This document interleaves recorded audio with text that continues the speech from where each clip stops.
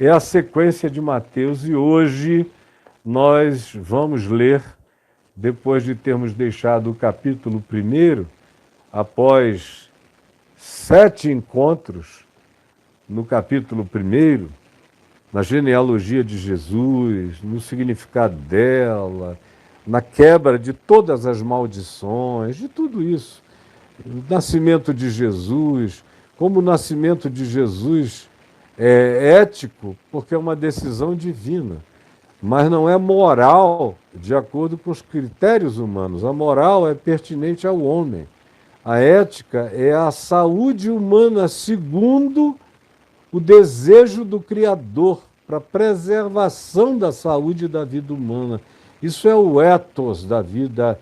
É daí que vem a palavra ética, é dessa casa de cobertura, de proteção, de agasalho divino ao bem-estar da alma. A moral muda de geração em geração. É uma média ponderada, é um acordo tácito. Mas a religião se orienta pela moral.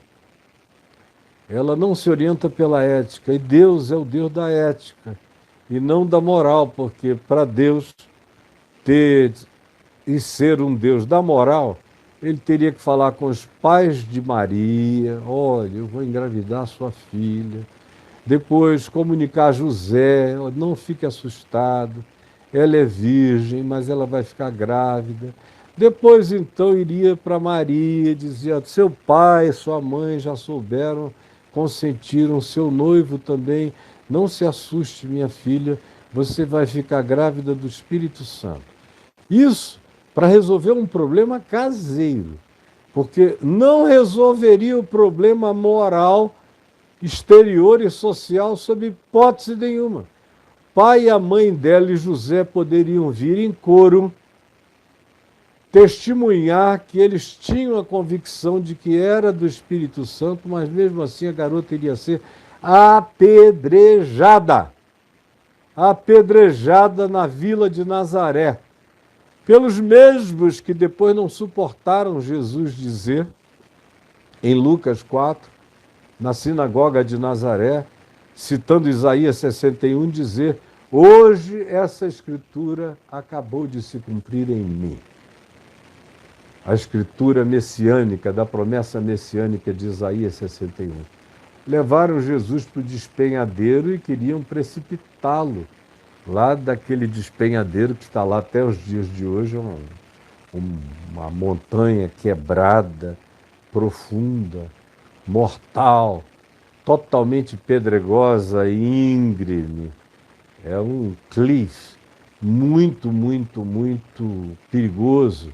Levaram-no lá para empurrá-lo e matá-lo, abismá-lo nas pedras.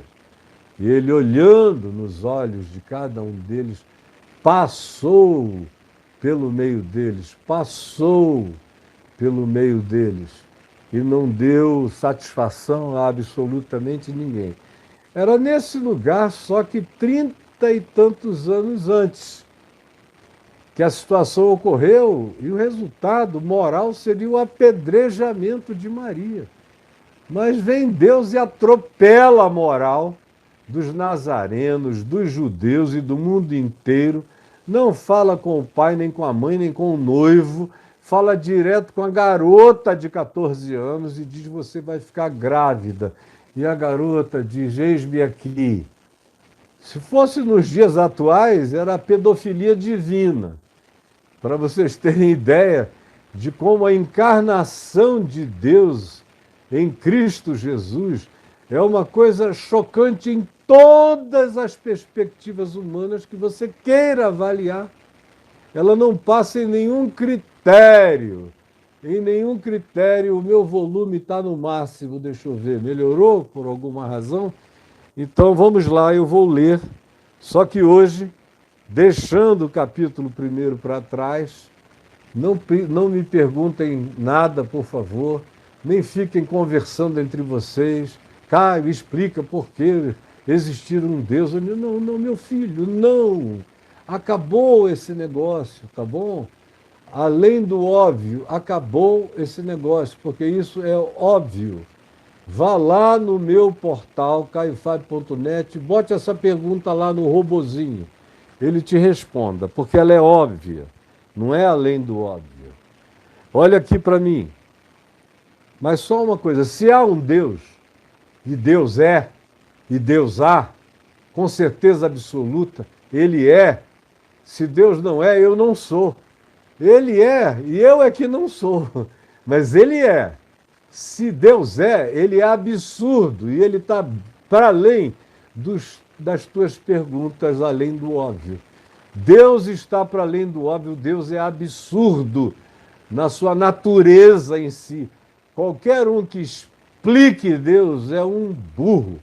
Deus está para além de toda explicação, de toda teologia, de toda compreensão. Um Deus compreensível é patético. Chega além do óbvio. E vamos parar de me perguntar. Aqui, por favor, em Mateus, no capítulo 2, está dito: depois de tudo que eu expliquei sobre o nascimento de Jesus, a quebra da moralidade, o significado de Jesus de um lado, Emanuel do outro, as explicações de natureza crística de um lado, vinculada ao Emanuel, e de natureza jesuológica, vinculada a Jesus, e à história, e ao espaço-tempo, e ao testemunho do Evangelho no espaço-tempo. O Emanuel precede o Cristo encarnado. Ele sempre esteve conosco e todas as coisas sempre nele estiveram. Dito isto, e todas as coisas anteriores que estão gravadas aqui para quem quiser, à vontade, prossegue o texto dizendo: tendo Jesus nascido em Belém da Judéia, tendo Jesus nascido em Belém da Judéia, por causa do recenseamento de Herodes, que Lucas é quem narra nos detalhes, explica o que eles foram de Nazaré fazer em Belém da Judéia. Por isso o Evangelho de Lucas é tão importante, dando consecução à narrativa de Mateus, as completações narrativas do Evangelho. Você encontra nos sinóticos, que são Mateus, Marcos e Lucas, esses complementos necessários, um ao outro. E aqui diz: tendo Jesus nascido em Belém da Judéia, por causa do recenseamento do imperador César Augusto, e isso aconteceu nos dias de Herodes o Grande, que tinha começado a reinar 46 anos em Israel, como uma mão estendida do Império Romano, fazendo a vontade do invasor e do dominador tirânico da terra, que eram os romanos. Eis que naquele tempo de Herodes, perverso, que matou filhos, matou a mulher que amava com ciúme, de que da genealogia dela suscitasse-se um descendente de Herodes que não fosse a continuidade dele mesmo ou de algum filho que só na véspera da morte dele ele indicasse, e como ela, a Miriam, esposa que ele amava, pela qual ele era enlouquecido, tarado, dizem os historiadores, era irmã do sumo sacerdote Jonatas, e que era um homem respeitadíssimo, e que tinha tudo, e toda a elegância, e os pudores, e a capacidade relacional de tomar o lugar de Herodes. Ele, com ciúme disso, não só mandou matar o cunhado, mas matou a mulher que amava e os filhos que dos dois procediam.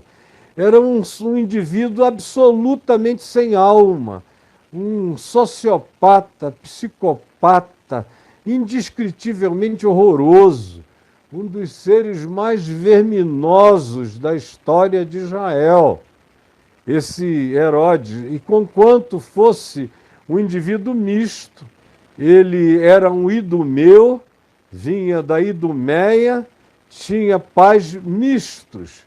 E por causa dessa mistura pagã, judaica, ele conseguiu ludibriar os sacerdotes e enganar os romanos e fazer-se confiável e cumprir todos os desejos que a religião tinha, e se tornou um imperador que facilitava todas as coisas vinculadas ao templo, aos sacerdotes, aos hiperreligiosos que lhe garantiam um status de governança entre ele e os romanos, e tinham dele tudo o que queriam, porque ele existia também para favorecer a religião e os religiosos. Uma história que o cristianismo conhece muito bem, recorreu a ela o tempo todo, se corrompeu por causa dela, mais do que tudo nos últimos 1.700 anos, e continua corrupto pela mesma razão. Não pode aparecer alguma autoridade prometendo coisas à religião que eles ficam de quatro para o inferno, para o diabo, para quem quer que seja, e entregam tudo. E Herodes sabia onde estava o botãozinho desse pessoal que funciona, que é uma maravilha, quando tem uma autoridade que os suborna com esse poder do dar tudo, tudo isto eu te darei, se prostrado me adorares. Não é só Satanás que disse a Jesus, são todos os satanases, todos os anticristos, todas as autoridades manipuladoras, dominadoras, controladoras, que querem a bênção dos falsos profetas, das bestas falsos profetas, de acordo com Apocalipse 12, 13, que são a religião abençoando o poder político. Todos os que querem isso apenas usam desse expediente e recebem tudo o que querem. E Herodes está aqui cumprindo este papel. Então vejam, então nos dias do grande rei Herodes, vieram alguns magos do Oriente, não se diz de que lugar no Oriente, mas eles vieram do Oriente a Jerusalém, uma viagem longa, no mínimo. Eles estavam vindo da Pérsia, ou onde hoje é o Iêmen, aquela região do Golfo Pérsico, ou de regiões como o Iraque, e provavelmente não tenham vindo de um único lugar.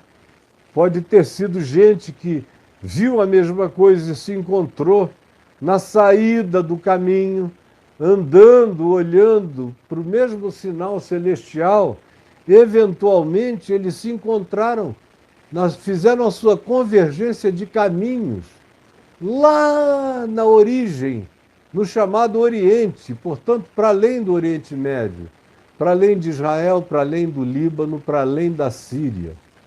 E eram pessoas que estavam vindo de regiões distantes, como a Pérsia Antiga, essa região do Golfo Pérsico e as beiradas do Iraque, da antiga Mesopotâmia, dessas regiões cultas em astronomia astrológica, porque no passado, naqueles dias, astronomia e astrologia eram a mesma coisa e eram consideradas ciências, a mesma e única ciência.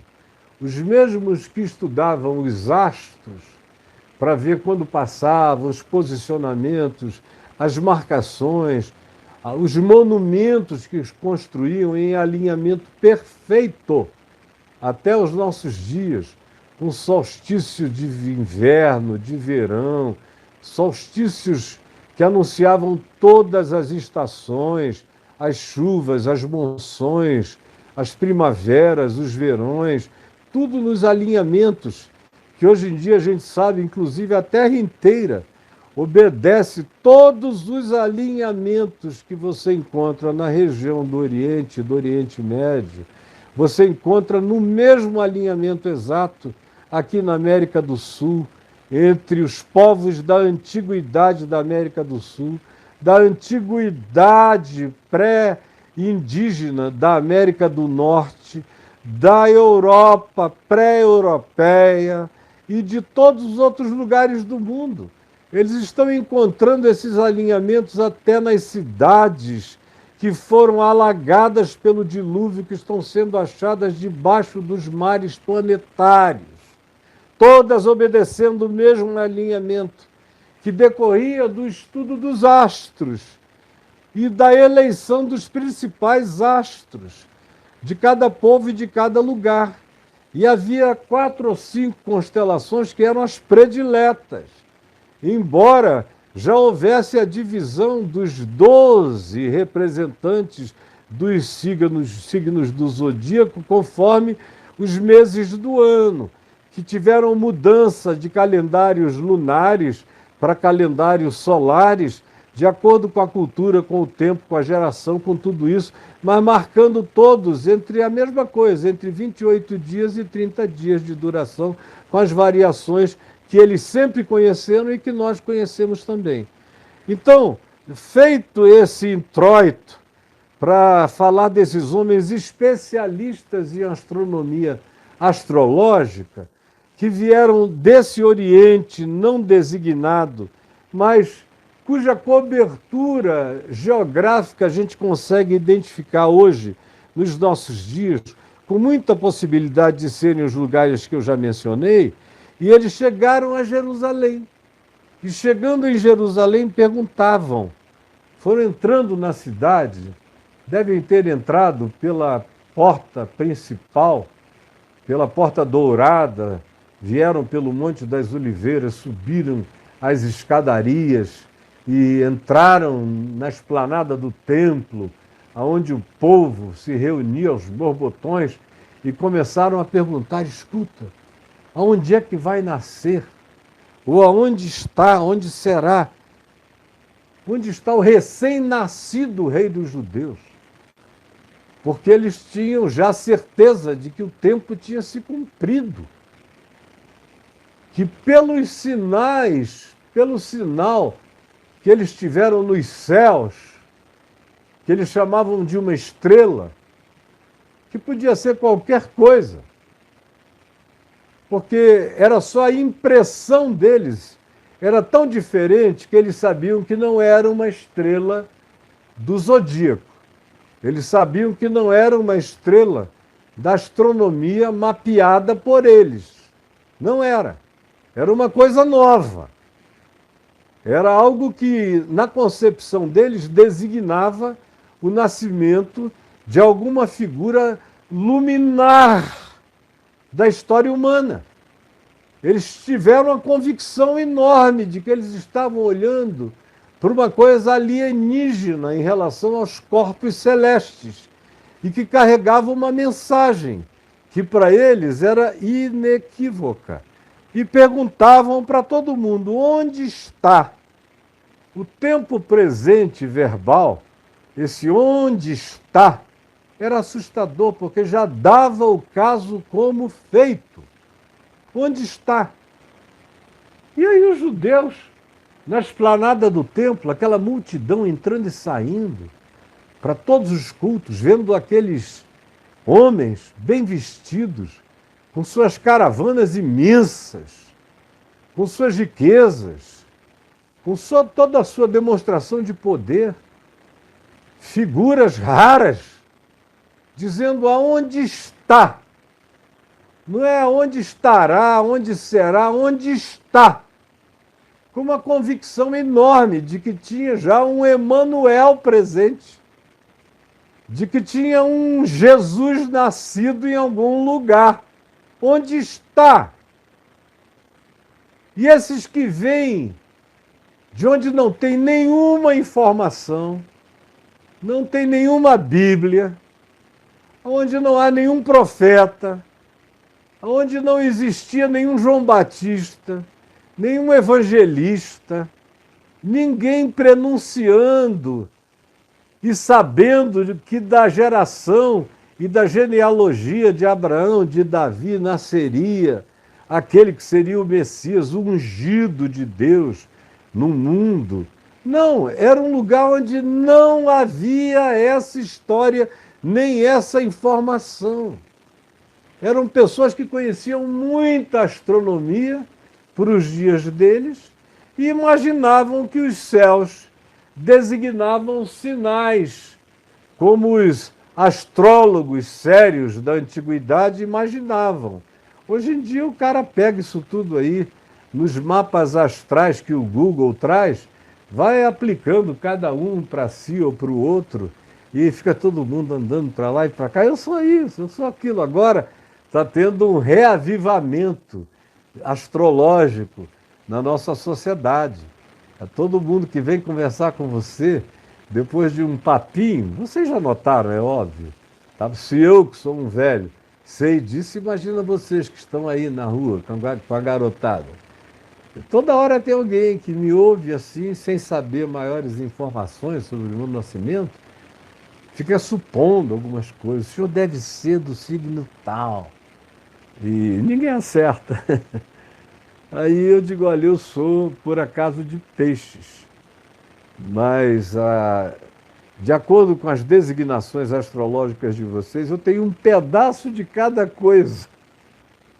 E a minha vida e a minha personalidade é uma confusão total para quem se aferra a esses perfizinhos psicológicos tão básicos, tão bobos e tão lotericamente capazes de serem afináveis com as tendências da maioria das pessoas e cada um enxerga o que procura. Em qualquer coisa, todo mundo acha o que quer. Acha o que quer. Seja nos astros, seja na leitura da Bíblia, assim, abrindo e botando um dedo em cima. Cada um acha o que quer. E não acha nada quando acha só o que quer, não acha coisa nenhuma. Então eles perguntaram, onde está? Foi por isso que essa pergunta, onde está o recém-nascido rei dos judeus? Porque vimos a sua estrela no Oriente e viemos para adorá-lo. Onde está? Deixou todo mundo alarmado. O verso 3 diz, alarmou-se,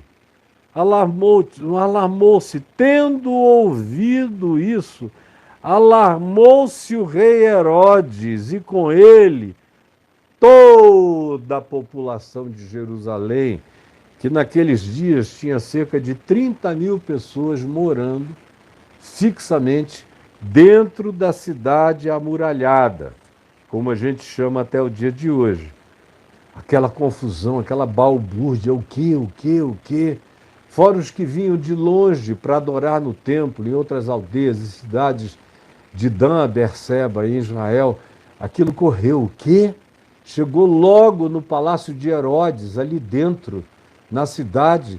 Ele devia estar em Jerusalém, ou no máximo ali do lado, em algum dos seus palácios, como era o caso do Heródion, que estava a 4 quilômetros de Jerusalém, um palácio para se ficar em algumas estações do ano, porque era mais confortável estar no Heródion ou em Massada, no meio do deserto, dependendo da estação do ano, do que na friaca de Jerusalém, que no inverno era gelada e nevava, e neva muito, até o dia de hoje.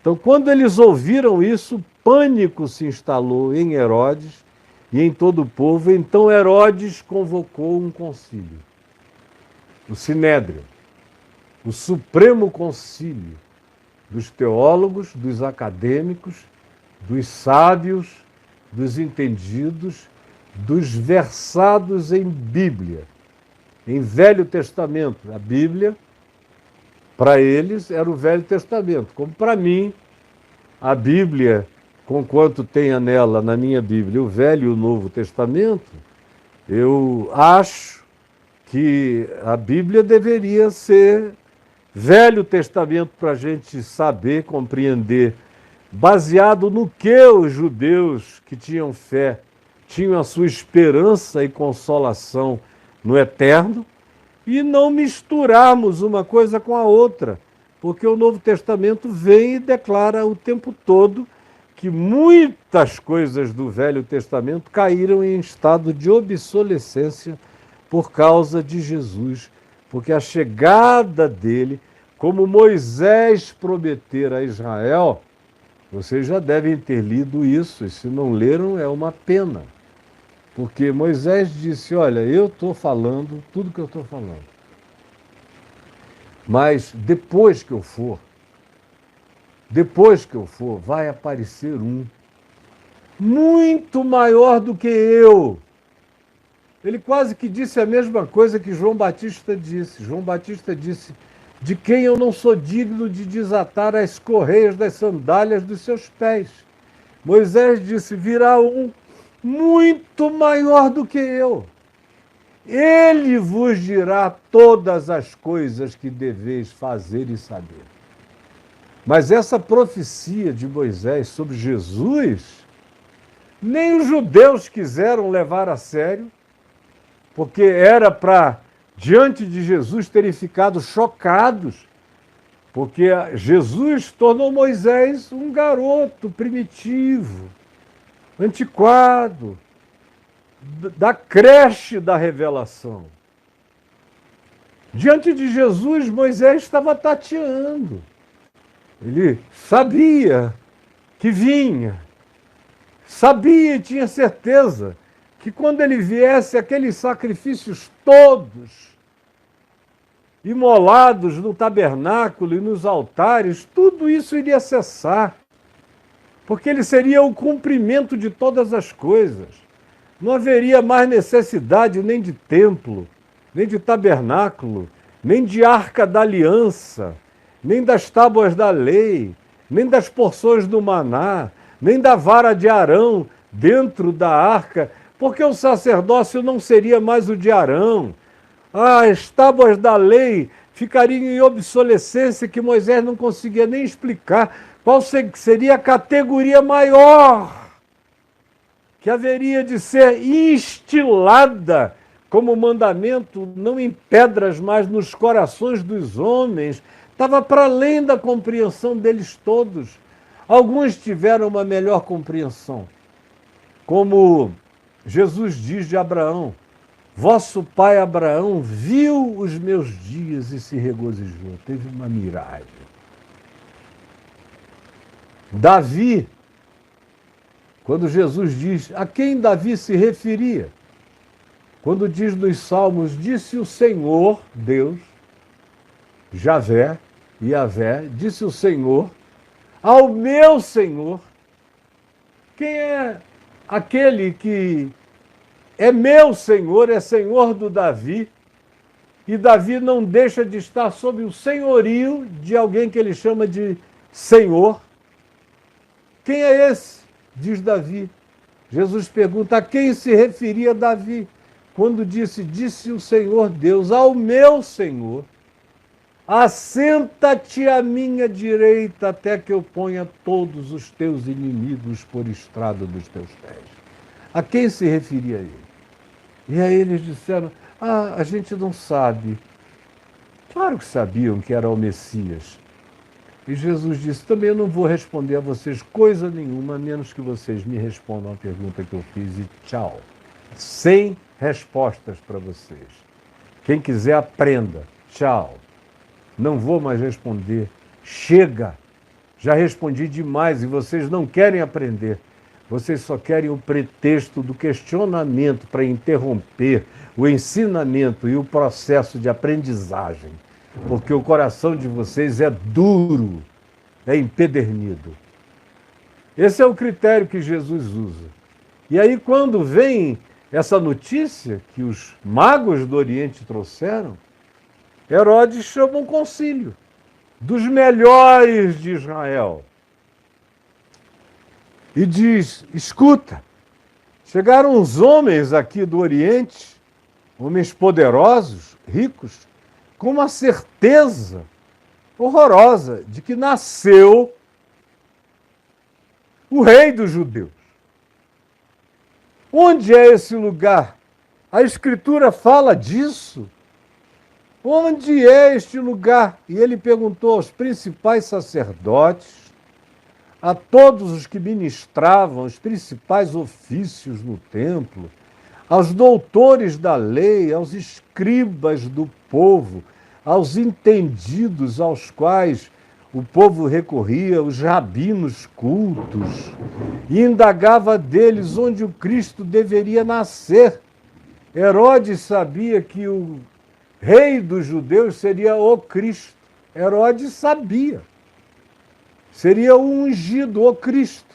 Onde é que o Cristo deve nascer?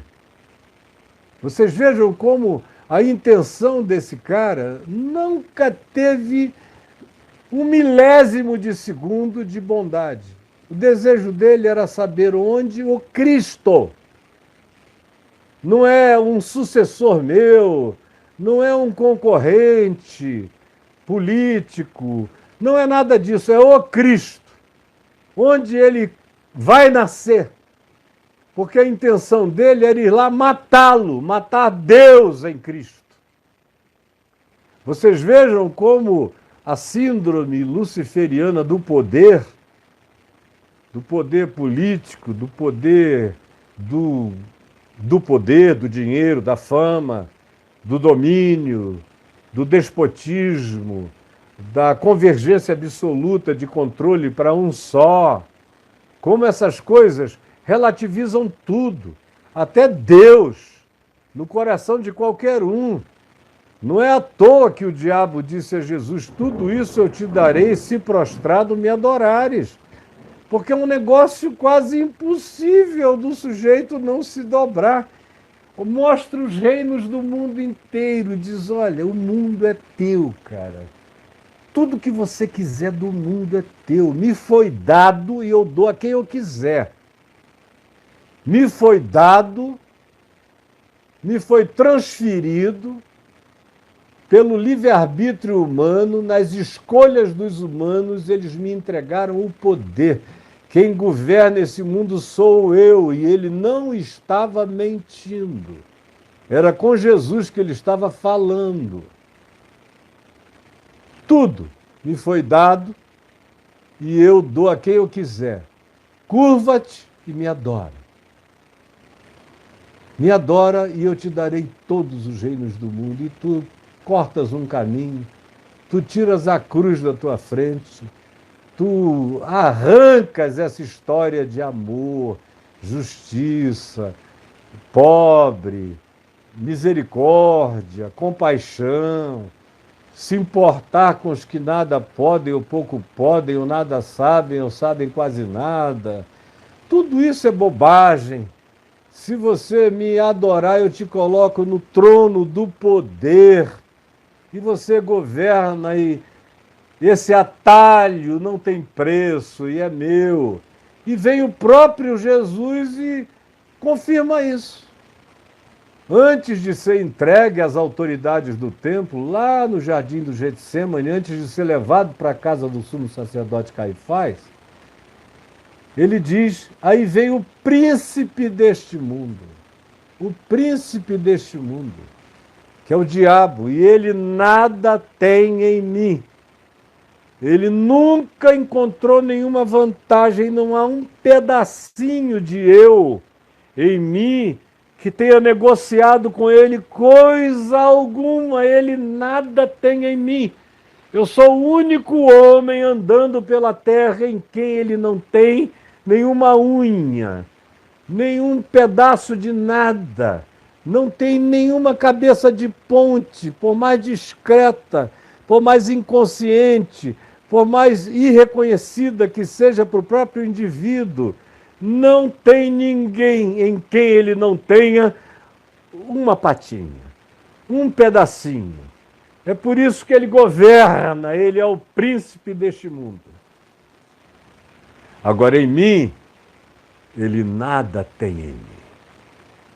E só houve um, e só há um, que pode dizer isso. Ele, o diabo, as hostes e as civilizações malignas e os entes, principados, potestades, soberanias, tronos, poderes, em toda a cosmogenia bíblica, feita de múltiplas dimensões e seres e poderes que a gente chama de anjo, arcanjo, querubim, serafim e outras coisas, mas são só apelidos semíticos e bíblicos. Cada povo tem suas nomenclaturas para designar essas criaturas, porque elas são criaturas que foram criadas antes, muito antes dos humanos e da própria vida na Terra, nos pré-existem com muita largueza absoluta. Pois bem, conforme diz Provérbios 8, eles alegremente cantavam antes de qualquer rebelião universal ou cósmica, louvando o Criador por toda a sua criação cósmica e transcósmica, adorando. Pois bem, esse ente que veio a ser apelidado de o adversário, Satanás, de o opositor, o antagonista, Satanás, diabolos, diabo, o divisor, o que racha, o que quebra, o que partidariza, o que divide, o que separa, é o diabolos. Essas criaturas que são de natureza angelical, de outra dimensão, não foram criadas com os humanos, são muito anteriores à presença dos humanoides na Terra e muito anteriores à presença do Homo sapiens sapiens e de todas as criaturas vivas e de todos os vegetais planetários, antes da existência da Terra e da Lua. Muitas dessas criaturas estavam aí nas próprias crises universais. Quando o homem é criado, já há demônios, já há diabos, já há malignidade, já existem todas essas realidades, essas hostes da relatividade universal. Desde Gênesis, no capítulo 1 para frente, a gente fica sabendo disso. Então, Jesus o designa como príncipe deste mundo e não nega que os poderes deste mundo estão subservientemente colocados à disposição dele. Todos eles. O Evangelho é assim e o Novo Testamento é assim. Paulo, mais do que ninguém, sabia disso. E o apóstolo João diz: esse mundo está cheio de anticristos, dentro da igreja e fora da igreja, cheio. Um dia haverá um super anticristo. Mas enquanto isso está lotado. Nos dias de João estava lotado. Nunca não houve anticristos na Terra. Caim era um anticristo, Nironde era um anticristo, os poderosos da antiguidade eram anticristos, os anjos que possuíram as filhas dos anjos eram anticristos, que geraram com elas seres bárbaros que ensinaram tanto ciências avançadíssimas como as piores perversões humanas, como canibalismo, como hibridizações, fizeram engenharia genética. Diz o livro de Gênesis, no capítulo 6, que eles corromperam a natureza de todas as criaturas que habitavam o planeta. Então, sempre houve. Aí você vai para as grandes figuras imperiais, ou as realezas dominadoras do planeta, todos esses que tinham na sua conta milhões de pessoas mortas, anticristos. Anticristos entre os bárbaros, entre os chineses antigos, entre os japoneses, entre todas as culturas que foram afogadas no mundo antigo. Culturas anteriores e hiper, super mais desenvolvidas, que foram criadas pelos Benai Elohim e pelos seus filhos chamados de Nefilim, e com culturas angelicais e desenvolvimentos celestiais chamados por nós, que foram afogados no dilúvio, que hoje ninguém nega, porque as evidências dele estão espalhadas em volta do planeta. Quanto mais você estuda arqueologia e paleontologia, mais você passa por ele, é inegável. Pois bem, o mundo nunca não teve anticristos. Herodes é um anticristo. E os que vieram na sucessão deles eram anticristos. Os primeiros 10 Césares foram considerados pelo apóstolo João, que nasceu nos dias de César Augusto ou Tibérios, ele era mais jovem do que Jesus, então pode ter nascido nos dias de Tibérios, mas viveu muitos anos, viveu até os anos de Domiciano, e ele viu o Coliseu ser construído, ele soube da morte de Paulo decapitado em Roma, de Pedro crucificado em Roma. Ele teve discípulos que entraram num surto, no surto dos mártires, que queriam se entregar voluntariamente para serem mortos nos coliseus, serem comidos pelas feras, para glorificarem a Deus nessa entrega fanática. E João dizia: não, assim não, eles terão que nos pegar para nos matar, nós não vamos nos oferecer, porque nós somos gente da vida, nós somos discípulos de Jesus, que só se entregou na hora que ele quis. E enquanto isso ele ia para onde queria, saía do perigo. E um discípulo de João chamado Policarpo foi um indivíduo de uma importância fundamental no que diz respeito a acabar com esse fanatismo da entrega deliberada ao martírio. Então eu estava dizendo isso para falar de João, que diz na primeira epístola dele dos muito anticristos que saíram do nosso meio, que estão dentro da igreja, que vivem na igreja, que saem da igreja, e os que estão fora da igreja. O mundo está cheio, dentro e fora, não reconhece a igreja como divisão para nada.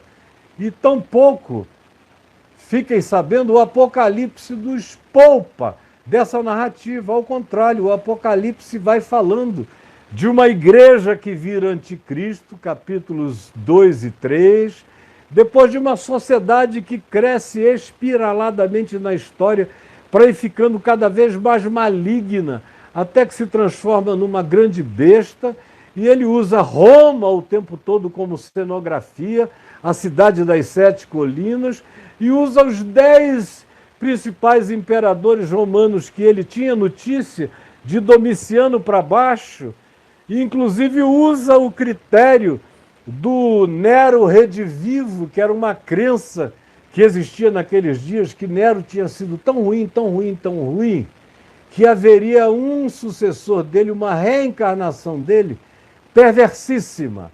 Aí quando veio o imperador e Domiciano, que era um dos piores homens, um dos que mais males fez aos cristãos, daí ter surgido essa onda de vamos nos entregar ao martírio para honrar a Deus, João, que estava vivo, entendeu aqueles 10 imperadores como 10 figuras arquetípicas e diz que o 8º, que era Nero, tinha morrido, mas que no lugar dele apareceria um outro, tão ruim quanto ele, e Domiciano foi o 10º nessa sequência. Os 10 imperadores. E o Apocalipse usa essa arquetipia, que obviamente não teve a sua consumação absoluta nos dias de João, nem do Império Romano, mas o Império Romano foi um arquétipo perfeito para explicar essa espiral linear crescente que se desenvolve na história humana e que vai atingir o seu ápice.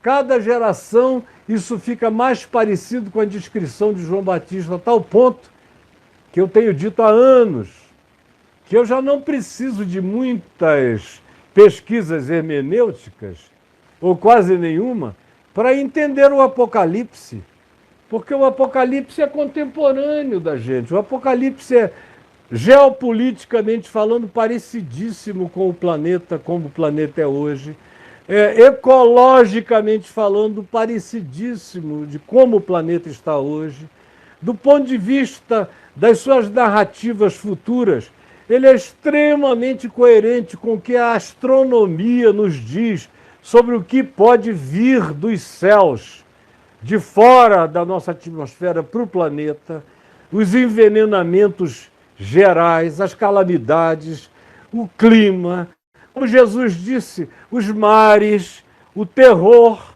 como os homens desmaiarão de terror, pela angústia dos tempos, pelo ruído e o pavor e o crescimento e o engrossamento do mar, inundando, invadindo as cidades, comendo as terras, apagando e cobrindo as ilhas.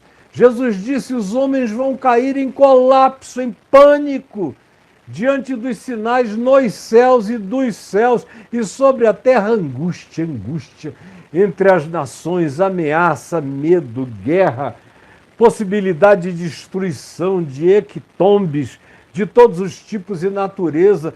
Tudo ficou tão óbvio, e a cada geração que passa, mais óbvio ainda se torna.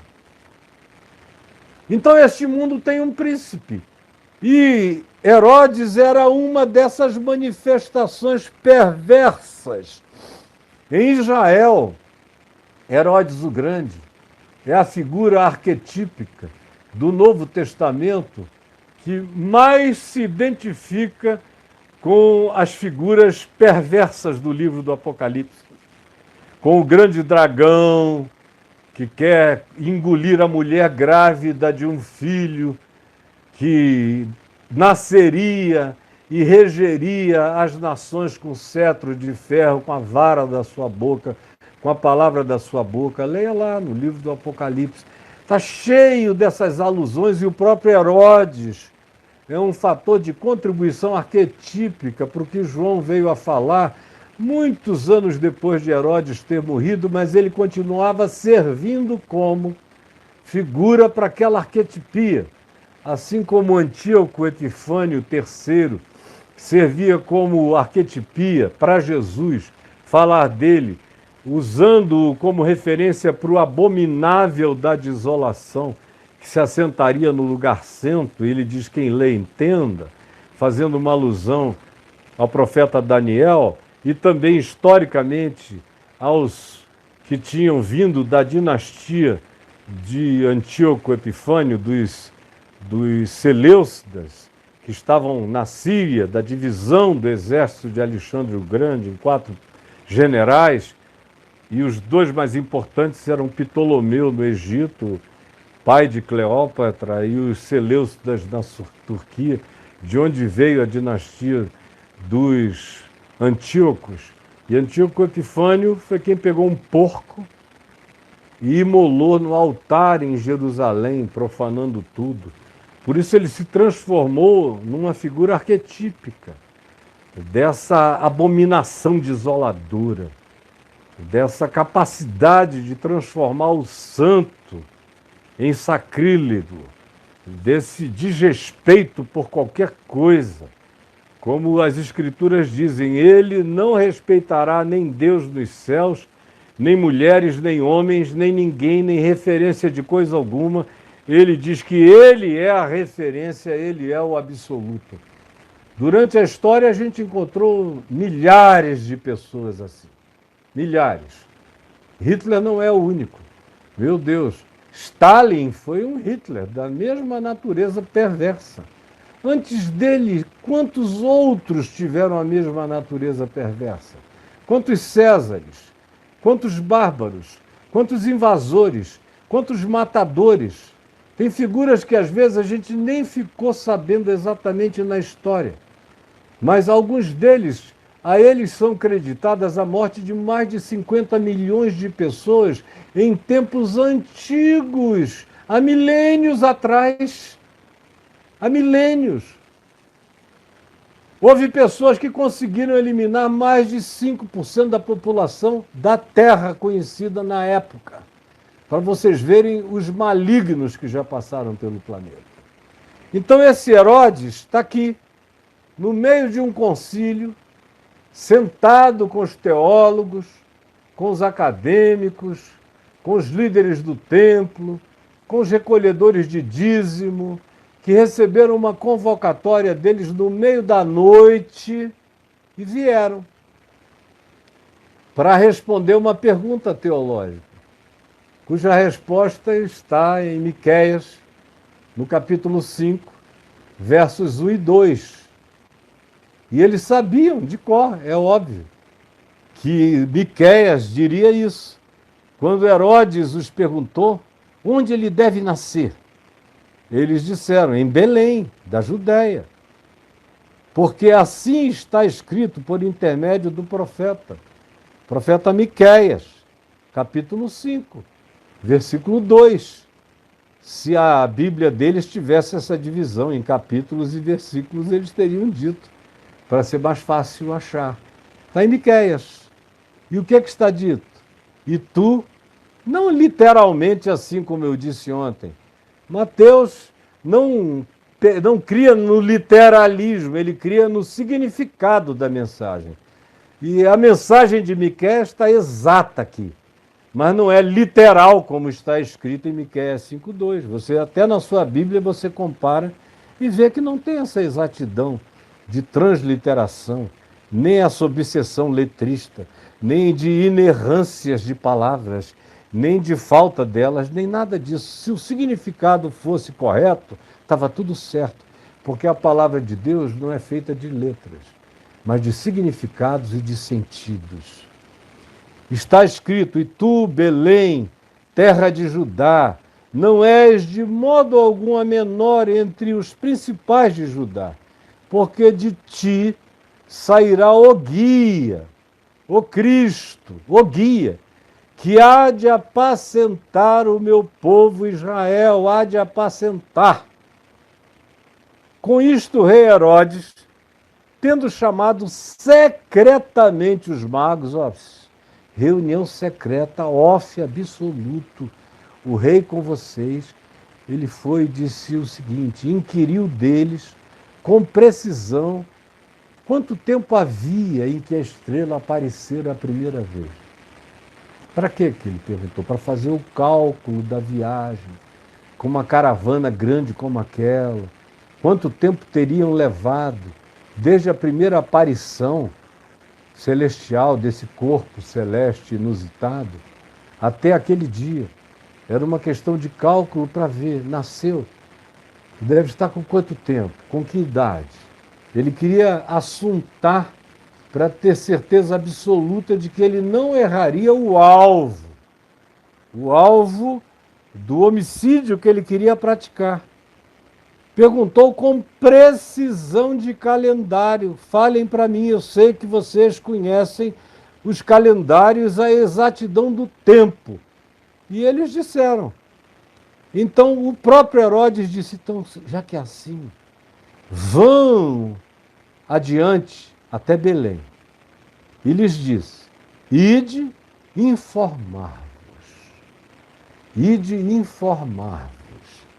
cuidadosamente, é outra palavra minuciosamente escolhida, ide informar-vos, a gente já viu aqui a palavra, queria saber com precisão, agora quer informação precisa a respeito do menino, a data, a hora, o lugar, onde é, marquem no GPS, então voltem aqui, me avisem, porque eu não quero confusão, não quero os romanos apavorados, não quero que isso seja reportado a César, não quero que a cidade saiba, não quero que esse assunto corra, quero silêncio, porque senão é o meu lugar que fica em perigo e eu preciso abafar essa informação, dizia ele para si próprio. Por isso é que ele requer esse sigilo todo e diz, depois que vocês me avisarem, então eu irei lá, semelhantemente a vocês. Olha a grandeza da hipocrisia política, que é sempre a mesma, em todo lugar, conforme a máxima. Todo poder corrompe, e todo poder absoluto, absolutamente corrompe, de maneira absoluta e completa.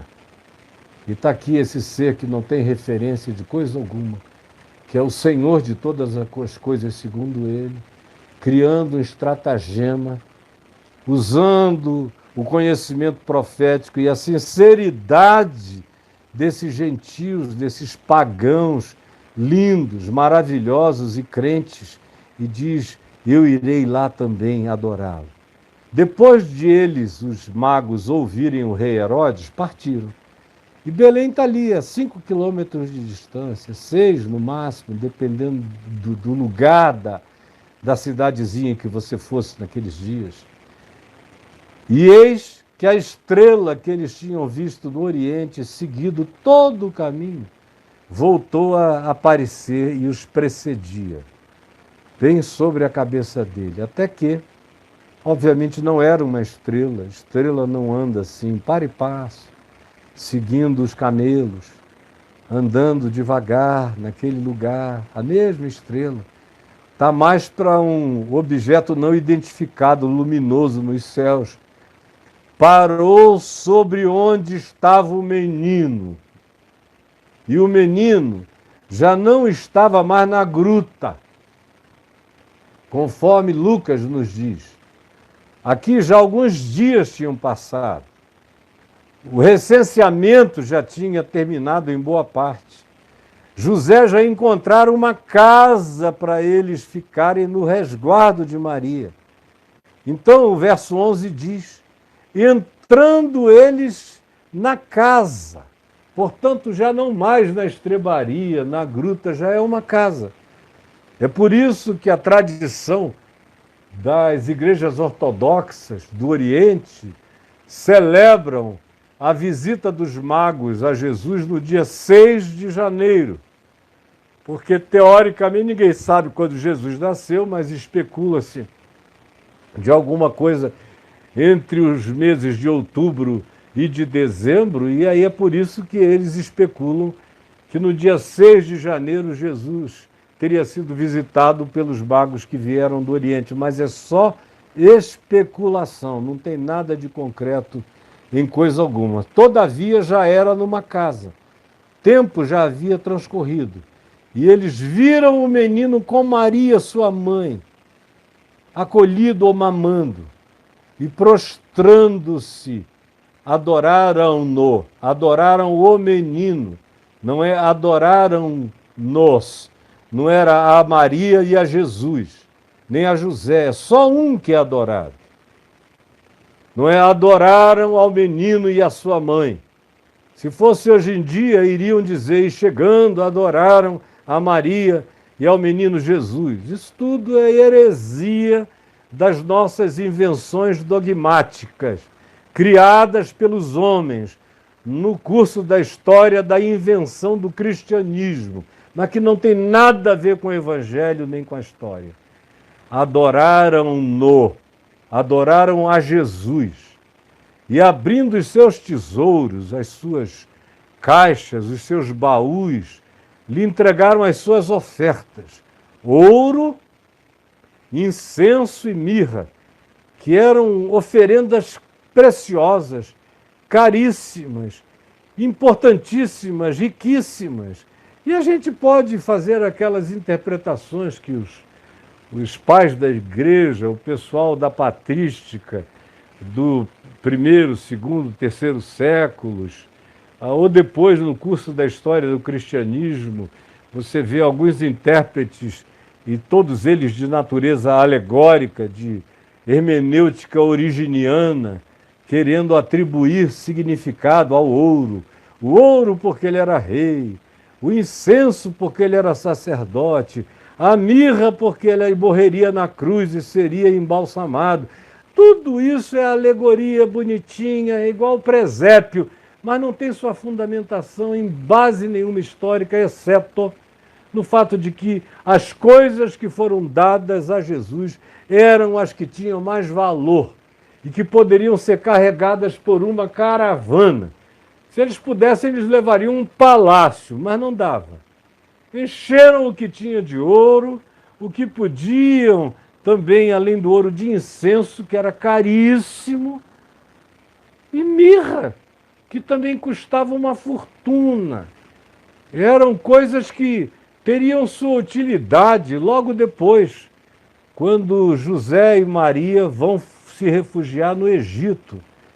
Então, em sendo isto feito, o verso 12 conclui dizendo, sendo por divina advertência, prevenidos em sonho, esses três homens, sem conhecimento de Yahvé, sem adoração no templo, sem conhecimento da Bíblia de Israel, sem saberem de nada, sem nenhuma informação, astrônomos, astrólogos, receberam divina advertência. Deus falou com eles. O Deus de Israel, a quem Israel não conhecia, o Deus do templo, que no templo não era adorado, o Deus dos sacerdotes, dos teólogos e dos acadêmicos, que conheciam, eram biblicistas e conheciam textos bíblicos, mas não eram capazes de praticar ou de viver da esperança da palavra. Sabiam que tinham um testemunho estranho, quase inequívoco, de gente vinda do fim do mundo, dizer onde é que é. Nasceu. Vocês não estão sabendo, não? E eles citam o texto. Os magos se levantam e vão, e adoram, e presenteiam o Cristo em Jesus. E Deus fala com eles. Eles que não tinham nenhum conhecimento, Bíblia nenhuma para abrir, mas Deus falou com eles. Já vinha falando. E falou com aqueles que não o conheciam, que nada sabiam dele. E disse: não voltem por Jerusalém. Saiam de Belém, peguem qualquer um dos 2 caminhos principais, ou atravessem o Rio Jordão e subam pelo deserto da Arábia para a terra de vocês, ou vão para o litoral até Jope e depois sigam margeando o litoral, embora, se fosse eu, teria dito a eles: vão aqui pelo deserto hoje da Jordânia, o antigo deserto da Arábia, para a terra de vocês, porque tem menos controle romano, tem menos gente, tem menos aquartelamentos, tem menos fortes, tem menos tudo isso. Vão para a terra de vocês e não olhem mais para trás, e não se voltem mais para Jerusalém, porque lá é o lugar da morte. Então, aceitando a divina advertência, prevenidos em sonho, José atendera a voz de Deus em sonho e recebeu Maria, sua mulher. Esses homens ouvem a palavra de Deus em sonho e obedecem-na, e não voltam à presença de Herodes, antes regressam para sua terra por um outro caminho. Eu vou falar amanhã e depois de manhã sobre esse outro caminho, que não passa por Jerusalém, que não passa pelos que sabem as Escrituras, mas não se levantam para praticá-las. Amanhã venha, eu quero falar a você sobre esse outro caminho e sobre o Deus que você não conhece. Você pensa em Deus habitando numa casinha que você chama de templo, ou de igreja, ou de casa de Deus, mas você não conhece o Deus que não habita em casas feitas por mãos humanas. Esse o conhecem muito melhor os que não sabem nada e frequentemente intuem tudo. Intuem, porque aqueles que leem as Escrituras ficam, como diz Paulo em 2 Coríntios 3, com a viseira de Moisés nos olhos. Paulo diz, leia em 2 Coríntios 3, ficam com uma tapadeira. Eles não enxergam mais nada. Jesus disse: tem olhos, mas não veem, ouvidos, mas não ouvem, tem coração, mas não interpretam nada, porque a alma está empedrada. Uma das coisas que mais petrificam, amortecem a compreensão e desviam o entendimento é a pressuposição arrogante de que a gente sabe o que Deus pensa.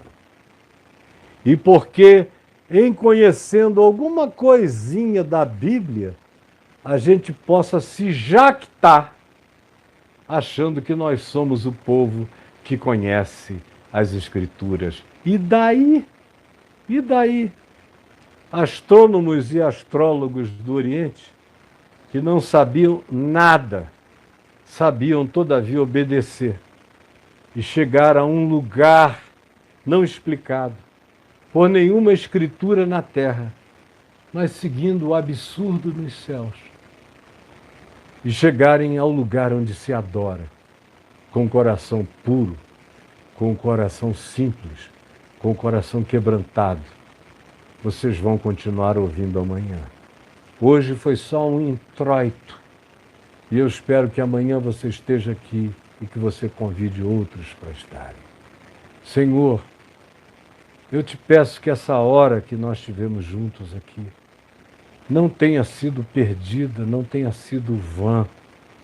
Ao contrário, que a tua palavra, que o entendimento, que a lógica do Espírito Santo, que a inteligência espiritual que o Espírito Santo dá a quem tem fé, a quem quer obedecer, a quem quer viver com o coração quebrantado, que essa inteligência do Espírito, que essa sabedoria do Santo visite o coração daqueles que chegaram hoje aqui sabendo nada ou quase nada, ou de qualquer um que venha me ouvir com as crenças dos magos,